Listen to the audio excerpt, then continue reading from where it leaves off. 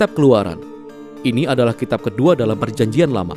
Kitab ini mengambil alur cerita dari kitab sebelumnya, yaitu Kejadian, yang berakhir dengan kisah cucu Abraham yakni Yakub, yang memimpin keluarga besarnya yang berjumlah 70 orang ke Mesir. Anak ke-11 Yakub yang bernama Yusuf telah diangkat sebagai pucuk pimpinan tertinggi kedua di Mesir. Dia telah menyelamatkan seluruh keluarganya dari bencana kelaparan. Fir'aun, Raja Mesir, memberi tawaran kepada keluarga Yusuf untuk tinggal di Mesir sebagai tempat untuk mengungsi. Akhirnya, Yakub meninggal di Mesir, demikian juga dengan Yusuf dan saudara-saudaranya. Kira-kira setelah 400 tahun berlalu, kisah Keluaran dimulai. Nama Keluaran merujuk kepada peristiwa yang terjadi pada paruh pertama kitab ini, yaitu keluarnya bangsa Israel dari Mesir. Kitab ini juga memiliki babak kedua yang berlangsung di kaki Gunung Sinai. Dalam video ini, kita hanya akan fokus pada babak pertama, yaitu ketika beberapa abad telah berlalu dan jumlah orang Israel bertambah banyak dan berlipat ganda dan mereka memenuhi Mesir. Kalimat ini sengaja mengingatkan kita kembali akan berkat Allah terhadap manusia ketika masih di Taman Eden. Hal ini mengingatkan kita kembali tentang cerita besar Alkitab sejauh ini. Manusia kehilangan berkat Allah oleh karena dosa dan pemberontakan. Lalu Allah memilih keluarga Abraham sebagai alat yang dipakai Allah untuk memulihkan berkat-berkatnya bagi dunia. Akan tetapi Fir'aun yang baru tidak melihat bangsa Israel sebagai sebuah berkat. Dia justru berpikir bahwa kelompok imigran Israel yang terus berkembang ini merupakan sebuah ancaman baginya.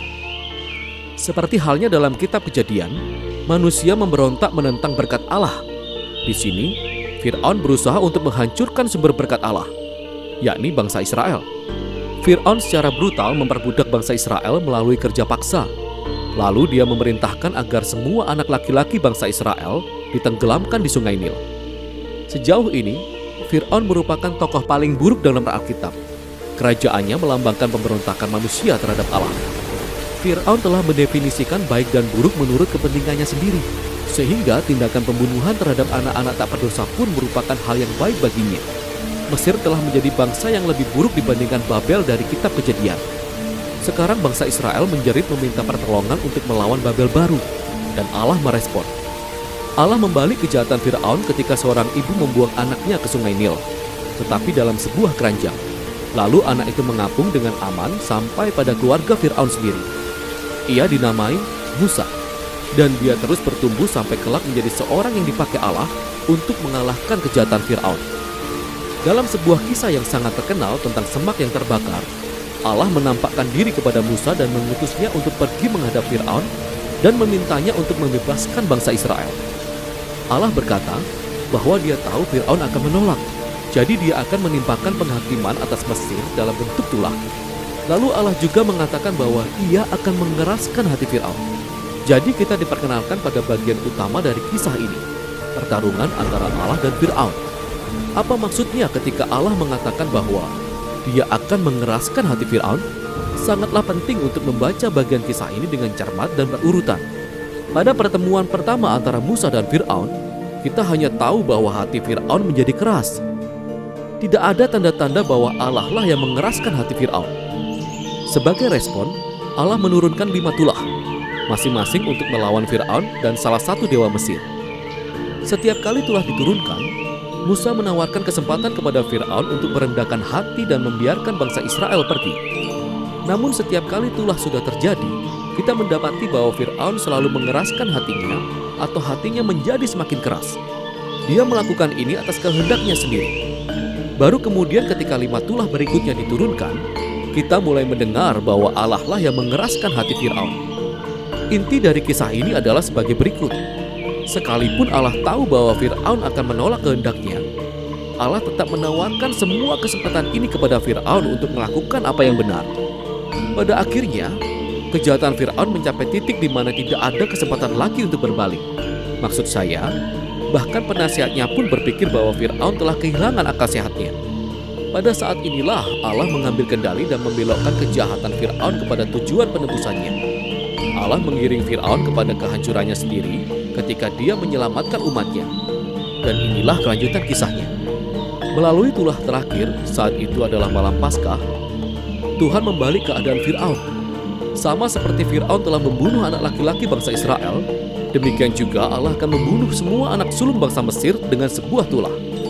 Tidak seperti Fir'aun, Allah menyediakan cara untuk menyelamatkan diri melalui darah domba. Di sini, kisahnya berhenti dan kita diperkenalkan secara detail mengenai ritual Paskah tahunan bangsa Israel.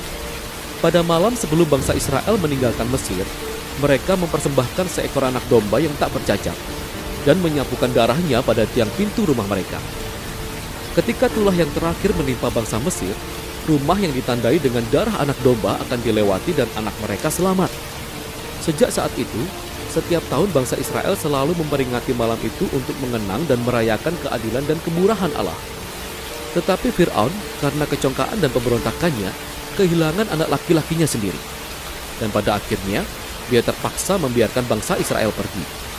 Para budak Israel melakukan eksodus mereka dari tanah Mesir, tapi tidak lama setelah bangsa Israel pergi, Fir'aun berubah pikiran. Dia mengumpulkan pasukannya dan mengejar bangsa Israel untuk sebuah pertarungan final.